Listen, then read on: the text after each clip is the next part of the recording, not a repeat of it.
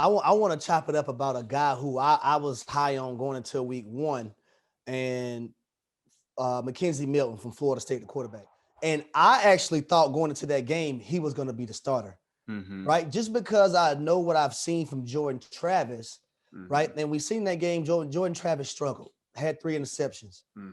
He comes out the game because his helmet comes out. McKenzie Milton comes in and helps lead the Florida State Seminoles to a comeback against Notre Dame Fighting Irish, who's ranked Notre Dame's ranked 9th, right? Yeah, ranked 9th. Yes. And all I can say is in my head is, why didn't Mike Norvell start McKenzie Milton from jump? Why didn't he start this young man from jump? But to see this young man on the football field, from a physical standpoint, from a mental standpoint, from that gruesome injury that he had a few years back, was a thing of beauty for me to see. And then it's like every time he was running around, I was like, oh, like just hoping he didn't get hit, because I'm thinking about what happened to him and what he had to overcome to even get back in that position. But I think moving forward, man, for Florida State, they have to start McKenzie Milton, because in my eyes, they give them the best chance to win games. And if he would have started in that game, I think they would have won that game. And Florida State was just, some of the stuff was weird early on for me because they ran screens early on. But I'm a fan of screens, but I'm a fan of window dressing when you run screens. Right. I'm a fan of the offensive player skills people running routes to make things look like it's their route combinations with the screens, not just running screens. Because I think like 3 times on one possession, and maybe three out of 3 plays, or 3 out of 4, 3 out of 5 plays, they ran like screens.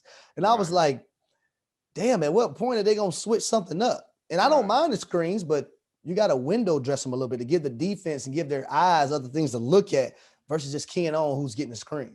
Absolutely. Yep. What do you think about McKenzie Milton, though, coming back and playing, though, man? Because that was a huge hurdle for him. Man, what a story to see that young man go through all he's went through and come back like he didn't miss.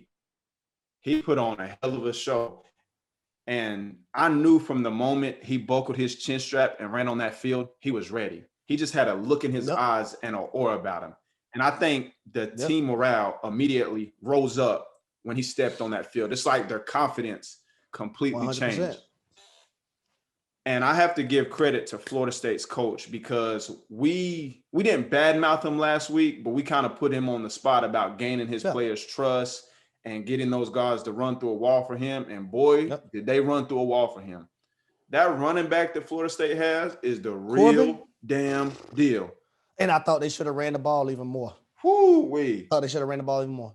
That touchdown run, I'm so sorry, bro, to cut you off, bro. That touchdown run, let me tell you what I tweeted. And I tweeted basically to young guys who are running backs with aspirations of playing in the NFL and college football one day, right? If you can't make nobody miss, can't play in the foxhole. If you can't win one-on-one as a running back in the foxhole at any point, the running back position is not for you, because everybody can't be blocked. But the way he won one-on-one on that long touchdown, I said, oh my goodness, that nasty. I said, that's nasty. That's nasty.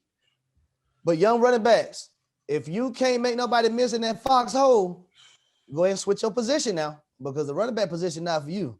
Because it's always going to be somebody there with you one-on-one. You just got to make that guy miss. Absolutely. And also, it was good to see Florida State's defense flying around. Yeah. They look like those Florida State defenses from the mid to late 90s. Those guys looked prepared. They looked hungry. And, boy, they was talking shit. Man, Jermaine Johnson, transferred from Georgia, number 11. On everywhere. At defensive end position. Everywhere.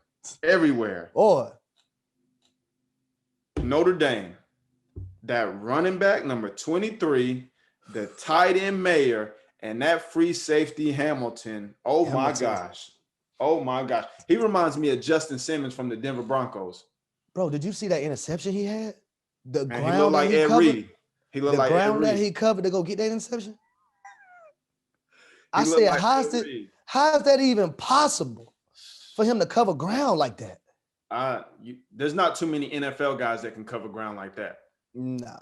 That's like Ed Reed, Earl Thomas in their prime type plays. Like that was as a DB, that was a beautiful thing to watch. And that was a hell of a game.